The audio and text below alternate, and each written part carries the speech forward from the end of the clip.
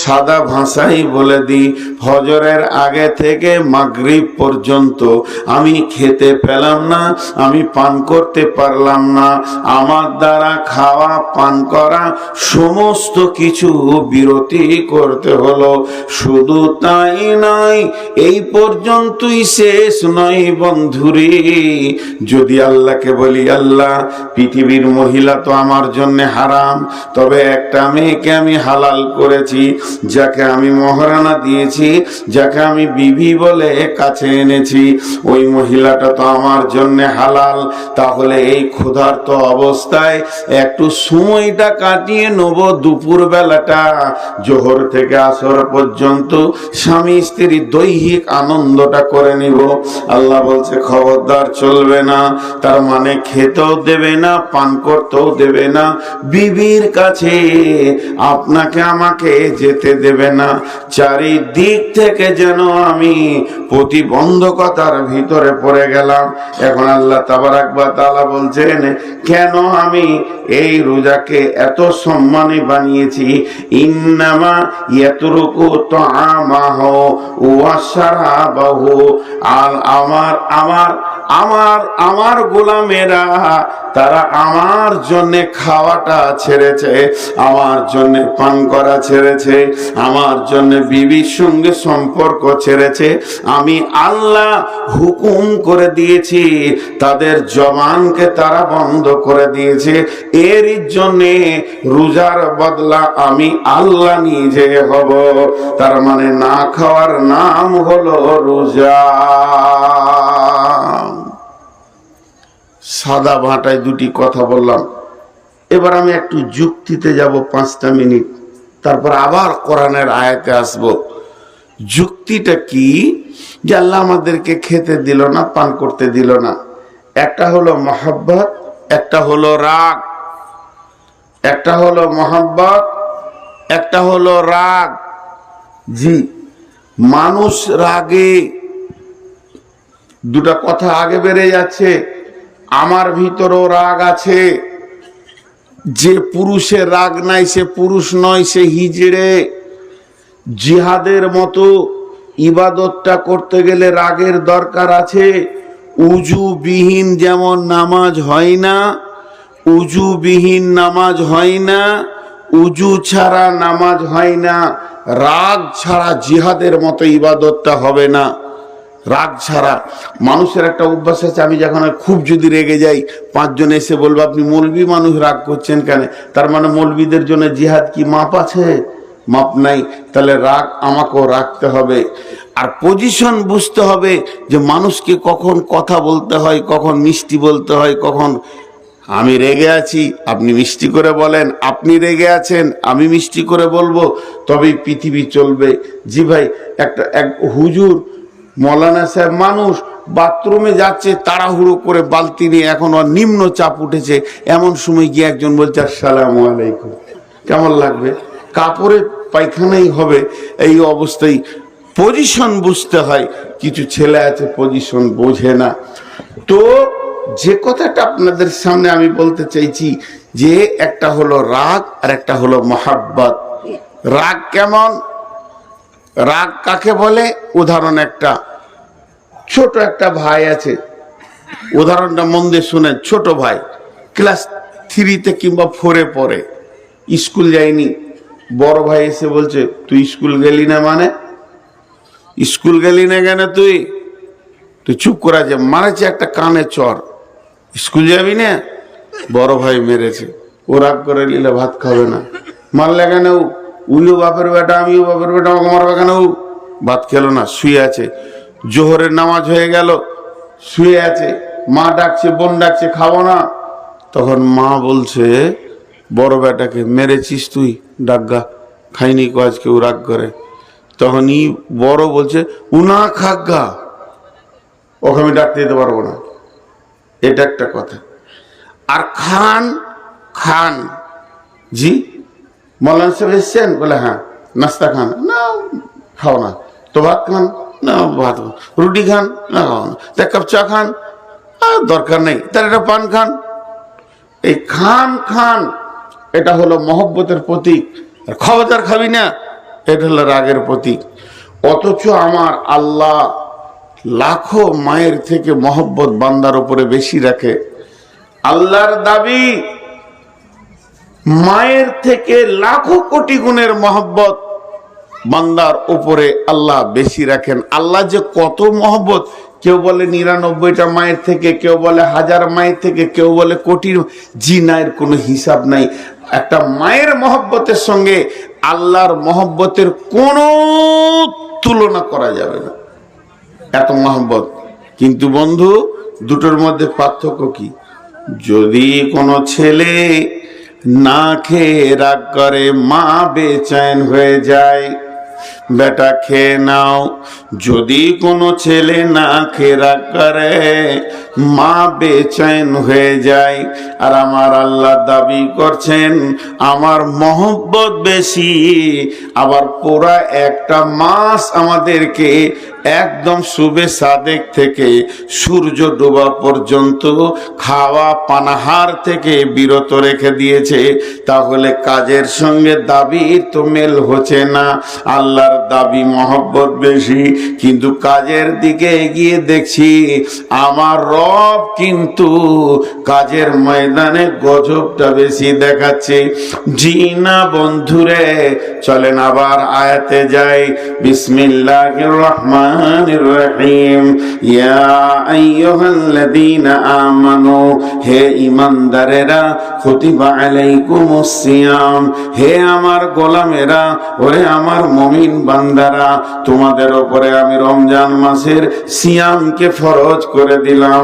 একদম অপরিহার্য বিবেক যদি তোমার থাকে, যে শর্তগুলিতে তুমি মাপ পাবে, সফরে পাবে, অসুস্থতে পাবে, পরবর্তীতে রেখে নেবে, মেয়েদের মেন্স হলে পাবে, পরবর্তীতে রেখে নেবে, সমস্ত শর্তকে ধরে বাদ দিয়ে তোমাদের উপরে আমি ফরজ করে দিলাম, যেমন ফরজ করেছিলাম তোমাদের পূর্বপুরুষের উপরে। এখন যদি আল্লাহকে জিজ্ঞেস করি, মাবুদ তুমি এত কঠিন একটা ইবাদত দিলে, লাভটা বলে দাও। আমার রব বলছেন লাআল্লাকুম তাত্তাকুন, লাআল্লাকুম তাত্তাকুন। রোজা একটা ডাইসের নাম, রোজা একটা ফর্মার নাম। ইটের যেমন ফর্মা আছে, টালির ফর্মা আছে, ওখানে মাটি দিলে ইট হয়ে যায়, ওখানে মাটি দিলে টালি হয়ে যায়, তেমনি রোজা একটা ফর্মার নাম। এর ভিতরে যে ঢুকবে ও মুত্তাকি হয়ে যাবে। আমি রোজাকে এমন প্যাটার্ন দিয়ে বানিয়েছি, রোজার ভিতরে ঢুকলি অটোমেটিক সে মুত্তাকি হয়ে যাবে। লাআল্লাকুম তাত্তাকুন। আমি বান্দা তোমাদেরকে না খাইয়ে রাখছি, তোমাদেরকে আরো আপারে তোলার জন্যে। তুমি বুঝবে না, তোমার সে জ্ঞান নাই, তোমার বুঝার সে জ্ঞান নাই। আমি তোমাদেরকে মুত্তাকি করতে চাইছি। কোরআন হাদিসের ভিতরে, কোরআন এবং হাদিসের ভিতরে যতগুলো সাতা আছে, যতগুলো দরজা আছে, যতগুলো ক্লাস আছে, যতগুলো সেকশন আছে, সব থেকে দামি সেকশন হচ্ছে মুত্তাকি, পরেজগার হওয়া। মুত্তাকি পরেজগার হওয়া। আল্লাহ বলছে তোমাদেরকে আমি রোজাতে মুত্তাকি বানাই। তোমরা বানবে না, আমি বানাই। তোমরা বানবে না, আমি বানাই। আমি মেহেরবান, তোমাদেরকে আমি ক্যাপাসিটি করে বানিয়ে নিই। যেমন একটা উদাহরণ দিব আপনাদেরকে, উদাহরণটা মন দিয়ে শুনলে বুঝতে সুবিধা হবে। ভাই আল্লাহকে সাক্ষী রেখে বলছি, মিথ্যা বলিনি। ওই আল্লাহকে আমাকে জান দিতে হবে, কিয়ামতের মাঠে যেতে হবে। প্রচুর সুগার বেড়ে গেছে, 3-4 দিন হলো। যাক, আর একটা জালসা আছে, তারপরে ডাক্তার দেখাবো ইনশাল্লাহ। রমজান মাসে আবার অনেকগুলো সফর আছে, বাংলাদেশে যেতে হবে 15 দিনের জন্য। জালসা নাই, আমি নিজের কাজে যাব। তো যাই হোক, আল্লাহ বানাচ্ছে, আমরা বানবো না, আল্লাহ বানাচ্ছে। সেটা কেমন একটা উদাহরণ দিচ্ছি। আমরা যে নামাজের রুকুনগুলো চেঞ্জ করি, একটা তকবীর পড়ি। তকবীরটা কি বলি? আল্লাহু আকবার বলি না ভাই? একটা তকবীর আমরা সবাই বলি, ইমাম সাহেব বলে, আমরা উঠা বসা করি। সেই তকবীরটা কি? আল্লাহু আকবার। কিন্তু নামাজ সালাত কাকে বলে? তকবীরে তাহরিমা থেকে শুরু হলো, সালাম ফেরাতে গিয়ে শেষ হবে। সালাতের ভিতরে কোনো চিন্তা করা যাবে? জি ভাই, আপনারা মুখ খুলেন। সালাতের ভিতরে কোনো চিন্তা করা যাবে? এই যে মাধ্যমিক পরীক্ষা হয়ে গেল 3 দিন আগে, এই ছেলেগুলো যদি শূন্য পায় লাভ হবে? একবার আপনারা আমার সঙ্গে 2 মিনিট কথা বলেন, শূন্যর কোনো মূল্য আছে? ডান দিকে যদি বসে, হ্যাঁ, যদিও শূন্য ঠিক জায়গায় বসালে 10 গুণ বেড়ে যাবে। বাড়বে কি বাড়বে না? তাহলে শূন্যরও মূল্য আছে। তো হারাম, হারাম, হারাম ভালো জিনিস না খারাপ জিনিস? সবাই বলেন হারাম ভালো না খারাপ? জি, কিন্তু হারাম খারাপ। কাবা শরীফের নাম হচ্ছে হারাম শরীফ, কাবার নাম হারাম। মক্কাওয়ালারা জিজ্ঞেস করে হারাম হারাম, গাড়িওয়ালারা বলবে হারাম হারাম হারাম। আপনি হারামে যাবেন, তাহলে ওটা ভালো না খারাপ? এবার ভেজাল লেগে গেল, ওটা ভালো। এবার পৃথিবীর সব থেকে বড় ইবাদত হচ্ছে সালাত, এর থেকে বড় ইবাদত আর নেই। এটা আল্লাহ বান্দা বান্দা আল্লাহ হয়ে আছে, এখনো কোনো ফেরেশতা মাঝে ঢুকেনি। তো এই এই এই সালাতের প্রথম তাকবীরটার নাম কি? তাকবীরে তাহরিমা। সবাই বলেন তাকবীরে, বাংলায় বলেন হারাম তাকবীর। ওর নাম হারাম কেন হলো এবার বলেন? হারাম দিয়ে শুরু হলো নামাজ, আর শেষ হবে হালাল দিয়ে। কেন হারাম বলা হলো সবাই আপনারা জানেন, তাও বলে দিচ্ছি। আল্লাহ তাবারক ওয়া তাআলা নবী বলতে চাইছেন, যখন তুমি ওই তাকবীরটা পড়বে, তাকবীরে তাহরিমা, তার মানে তোমার দুনিয়া চিন্তা হারাম হয়ে গেল, ঘর বাড়ি চিন্তা হারাম হয়ে গেল, তোমার কাছে আর কোনো চিন্তা থাকবে না। আবার যখন তুমি সালাম ফিরবে, তোমার জন্য সব হালাল হয়ে গেল। ছেলের চিন্তা, বিবির চিন্তা, সংসারের চিন্তা, কারবারের চিন্তা, ব্যবসা বাণিজ্য, চাষবাস, চাকরি বাকরি, সমস্ত চিন্তা হারাম। তাহলে মধ্যখানে কিছুক্ষণ আপনাকে পৃথিবী থেকে বিচ্ছিন্ন হয়ে যেতে হবে, পৃথিবীর কারবার থেকে বিচ্ছিন্ন হতে হবে, তাকবীরে তাহরিমা থেকে সালাম ফেরা পর্যন্ত। এবার বলেন ওই সময় আমার মনটা কেমন থাকবে? বলে ওই সময় মনটা থাকবে, সহিহ বুখারীর হাদিস আছে, আল্লাহর নবী বলছেন, তুমি দেখো, তুমি মনে মনে চিন্তা করো, আমি আল্লাহকে দেখছি। যদি তা না পারো, এত আপার লেভেলে যদি না যেতে পারো, এর থেকে লোয়ার আর একটা চিন্তা আছে, আমাকে আমার আল্লাহ দেখছে। এই ধ্যানই তোমাকে নামাজটা শেষ করতে হবে। এটাও তো আমার মনে থাকছে না। তো বিশ্বনবী একটা তাকবীর দিলেন, কি তাকবীরটার নাম হচ্ছে সামি আল্লাহ হুলিমান হামিদা। কখন? একবার আছে না? প্রতি রিকাতে একবার আছে কি না? আল্লাহু আকবার, আল্লাহু আকবার। রুকু থেকে সাজদায় গেলাম, আল্লাহু আকবার, আল্লাহু আকবার, আল্লাহু আকবার, আল্লাহু আকবার, আল্লাহু আকবার। আবার রুকু গেলাম, আল্লাহু আকবার। যখনই রুকু থেকে উঠবো, আল্লাহু আকবার নয়, সামি আল্লাহ বলেন, সামি আল্লাহ হুলিমান হামিদা। এই শব্দটার মানে জানেন? এই শব্দটার মানে হচ্ছে শুনছেন আল্লাহ। সামি আল্লাহ মানে শুনছেন আল্লাহ, হুলিমান হামিদা, আমি তার জন্য যা প্রশংসা করছি উঠা বসার ভিতরে, এটা আমার আল্লাহ শুনছে। তাহলে আমার জবান দিয়ে প্রতি রিকাতে একবার করে আমি বলতে রয়েছি, আমার আল্লাহ শুনছে আমি যেটা তার প্রশংসা করছি। তার মানে আল্লাহর হাজিরটাকে স্বীকার করলাম, আল্লাহ যে আমার কাছে রয়েছেন, আল্লাহ আমার মনগুলো শুনছেন, আল্লাহ আমার দোয়াগুলো শুনছেন। আমি তার কাছে ভিখারির মতো যা চাইছি তা শুনছেন, আমি তার কাছে গিড়গিড়িয়ে যে কাঁদছি সেটাও শুনছেন। এই কথাটা প্রতি রিকাতে আমি বলতে রয়েছি। আমার রব বুঝবেন যে আমার গোলাম আমার হাজিরিকে স্বীকার করে নিয়েছে, যাতে করে নামাজটা কবুল হয়ে যায়। বন্ধুরে আমার, তেমনি আমার আল্লাহ বড় মেহেরবান, সারা বছরে একটা মাসকে আমাদেরকে দিয়ে দেয়। যত গুনাহ করেছিস এমন একটা আগুনের ভাঁটিতে আমাদেরকে ভরে দেয়। সেই ভাঁটিটার নাম হলো না খাওয়া ভাঁটি। না খেয়ে বান্দা যখন ধুকে ধুকে কষ্ট পায়, লোহাকে সোনাকে মানে ভাঁটিতে ভরে, তার দাম বাড়ানোর জন্যে, দাম কমানোর জন্যে নয়। তার কাছ থেকে জং ছেড়ে যাবে, ময়লা ছেড়ে যাবে, খাতগুলো চলে যাবে, সলিড সোনাটা দাঁড়িয়ে যাবে। তো আল্লাহ তাবারাক ওয়া তাআলা বলছেন, আমি রোজাটাকে একটা ভাঁটি বানিয়েছি, একটা আপনার কিনা ওই ফর্মা বানিয়ে দিয়েছি। এই ফর্মাতে যতজন ঢুকবে লাআল্লাকুম তাত্তাকুন, প্রত্যেকেই মুত্তাকি হয়ে যাবে। একবার বলেন সুবহানাল্লাহ। এমন একটা ইবাদত আল্লাহ আমাদেরকে দিয়েছে যে ইবাদতের মাধ্যম দিয়ে আমরা মুত্তাকি হয়ে যাব, মুত্তাকি হয়ে যাব, মুত্তাকি হয়ে যাব। এর থেকে আর সুখবর কি আছে ভাই? এর থেকে আর কি সুখবর আছে? আল্লাহ আমাদেরকে বানিয়ে নিছেন। আহা, আপনারা কি করতেন জানি না। আমার নিজের একটা জীবনী ছোট কথা বলি।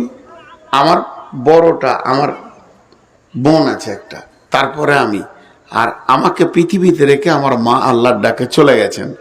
তো আমি মাকে মনে পড়ে হালকা চেহারাগুলো, মায়ের আদর জানি না। তবে আব্বা অনেক দিন বেঁচে ছিলেন আমার বিয়ে হওয়া পর্যন্ত, বাকি ওই ছোট বয়সে মা গেছে। তা আমার বড়টা আমার বোন, দুই ভাই বোনে প্রাইমারি স্কুল যেতাম, বুঝতে পারছেন কি না।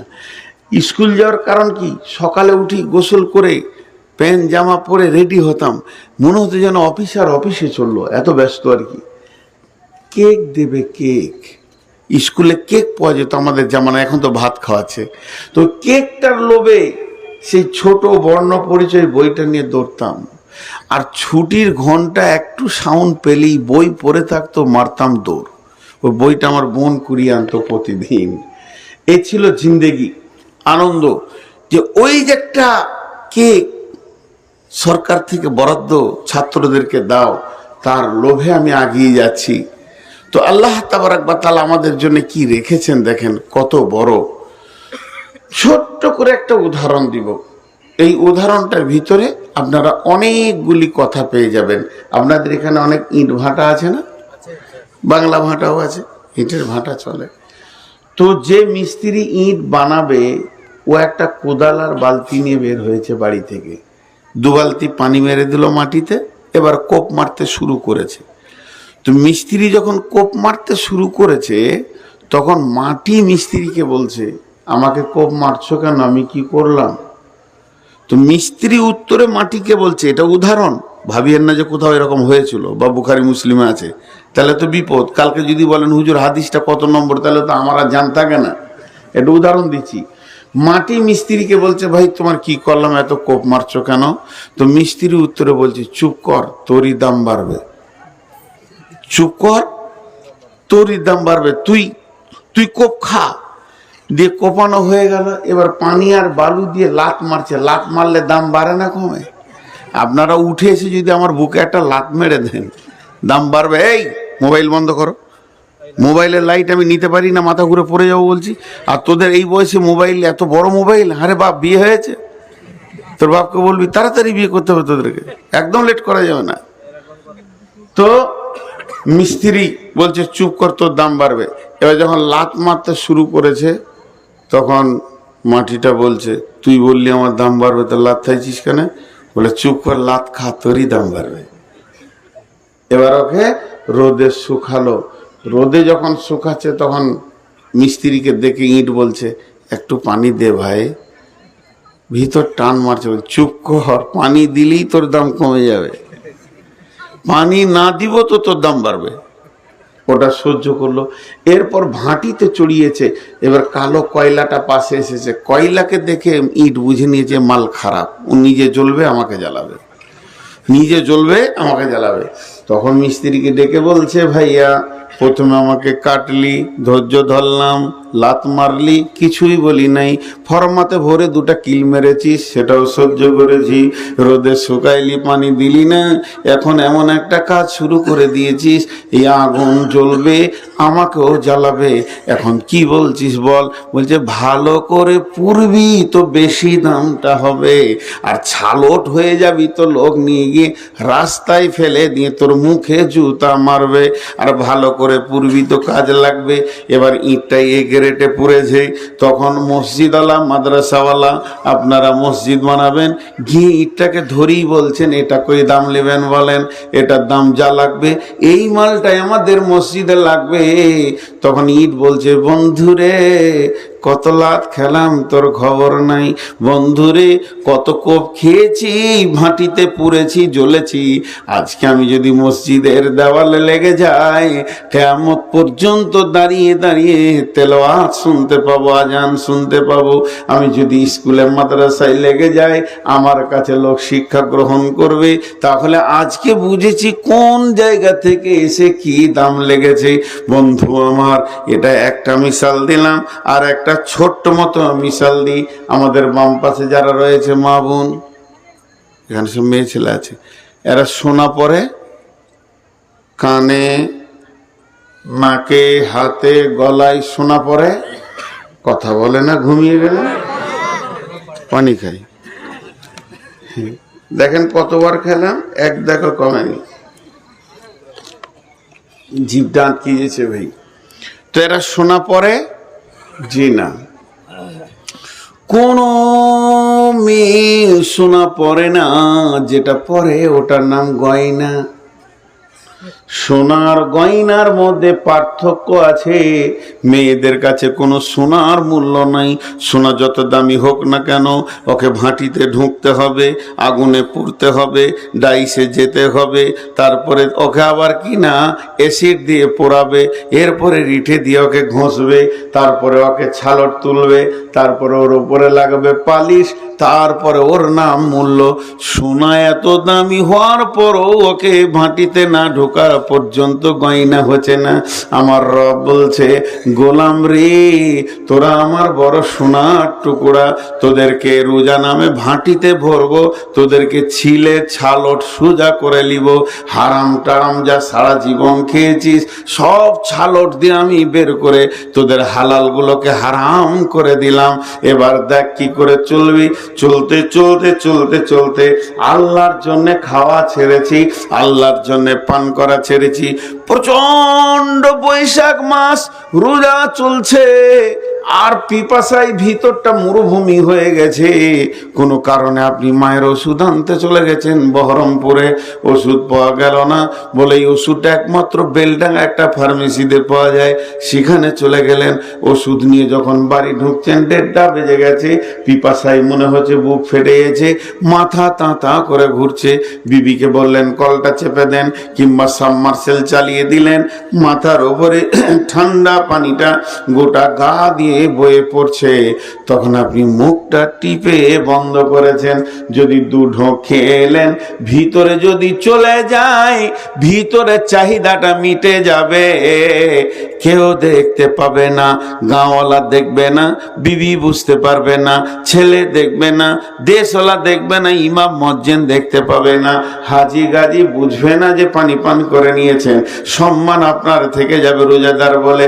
কিন্তু আপনার বিবেক বলছে, পৃথিবীর কেউ না দেখলে আমার রব জেনে নিবে গোলাম খেয়ে ফেলেছে, রোজা আমার হবে না। তখন আমার আল্লাহকে কত ভালো লাগে। এরপর বাড়ির ভিতরে শুয়ে আছেন, দরজাটা লাগানো আছে, কেউ নাই, বিবি আছে। বিশ্বের কেউ জানবে না। সে আপনার পিয়াস বুঝে, তার পিয়াস আপনি বুঝেন। 15 বছরের বিবি ইশারা সব কিছু বুঝে নিতে পারে, তারপরও তার গায়ে হাত দিলেন না। পৃথিবীর কেউ না দেখলে যে রব আমাকে রোজার হুকুম করেছে তার দৃষ্টি আছে, তাহলে সেটাও হলো না। ঘরে বিবি নাই, বাইরে আছে, মা বাপ কেউ নাই, হুড়কাটা লাগিয়ে দিলাম, দরজার ছিটকিরিটা লাগিয়ে দিলাম, আমার চৌকির নিচে আছে খানা, রুটি আছে, মাছ আছে, মাংস আছে, ভাত আছে, ফ্রিজ আছে, কোল্ড ড্রিঙ্কস আছে, ফল আছে, কলা আছে, দই আছে, চিড়ে আছে, ঘরে মালে ভর্তি হয়ে আছে। পেট ভরে খেয়ে যদি আসরে নামাজ পড়তে যায় পৃথিবীর কেউ জানবে না। শুধু মানুষ খায় না কেন, একমাত্র আল্লাহর ভয়ে খাই না।